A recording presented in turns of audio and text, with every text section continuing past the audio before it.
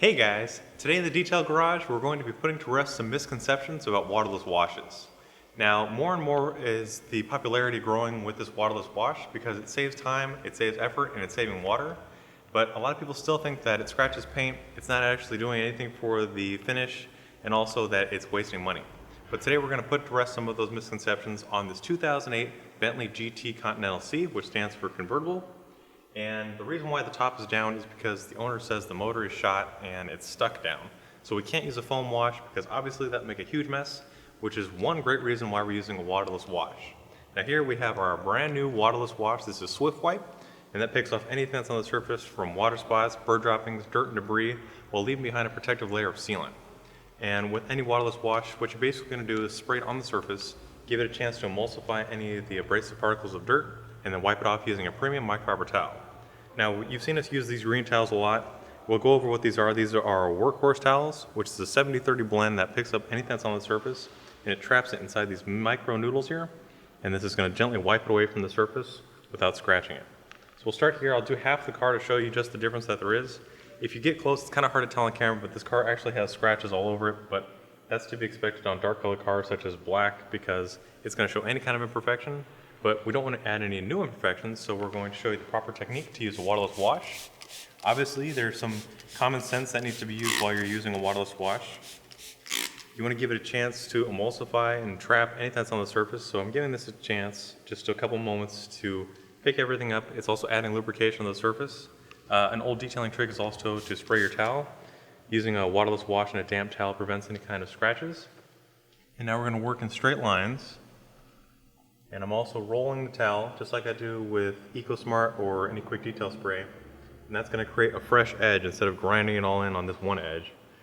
And I'm going to start down here, just working in straight lines. I'm not putting pressure on the towel, it's just basically the weight of my hand. I'm working in straight linear motions. This is to prevent any kind of swirls. Now we'll flip the towel over and just buff away any of the excess.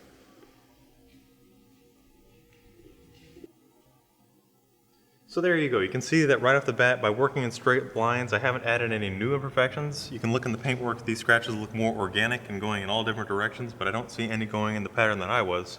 So just from first glance, this car is obviously going to need to be polished to restore that shine. And it looks like there's some kind of tree sap or water spots that have embedded the paint, so we're going to try claying it first, and then we'll move on to the polishing steps to remove those scratches and swirls. So for today, we're going to finish off with the wiping, and then in our next episode, we'll show you how to clay it and polish it to restore that shine.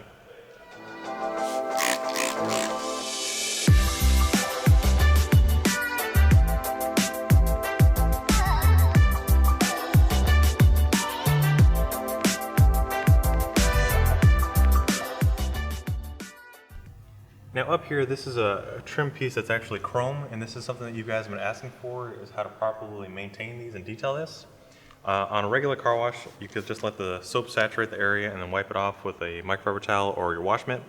But since again, we can't put the top up on this, we don't want to stain the interior leather with a quick detail spray or a waterless wash. I've just sprayed the towel and I'm picking off whatever was on the surface. And the same way that we do with the paint, just buff off any excess to reveal that shine. And also, we're leaving behind a protective layer of sealant which repels water spots, dust, debris to keep this car looking its best for longer.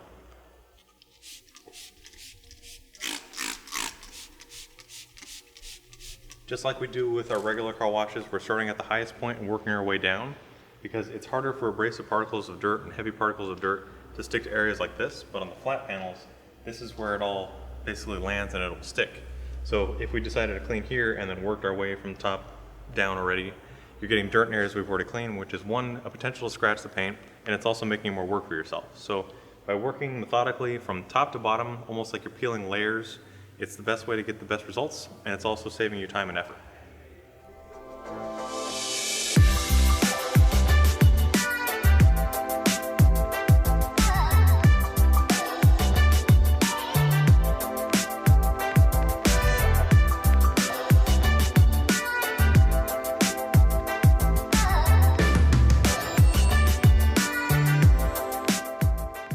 What's great about a waterless wash, as I mentioned, is it's saving natural resources such as water. If you look at this, we've only used about half an ounce to clean the majority of the side of the vehicle, and on a regular car it could use anywhere from 10 to 80 gallons depending on the size of the vehicle to wash it by rinsing it, foaming it, and then rinsing it again. And also you have 2 buckets full of water, so that's actually a ton of water you're using just to clean up light dust and debris. So what I would say is if you can clean it with a less aggressive approach or the easiest way, that's the best to save yourself some time, effort, and in this case, natural resources.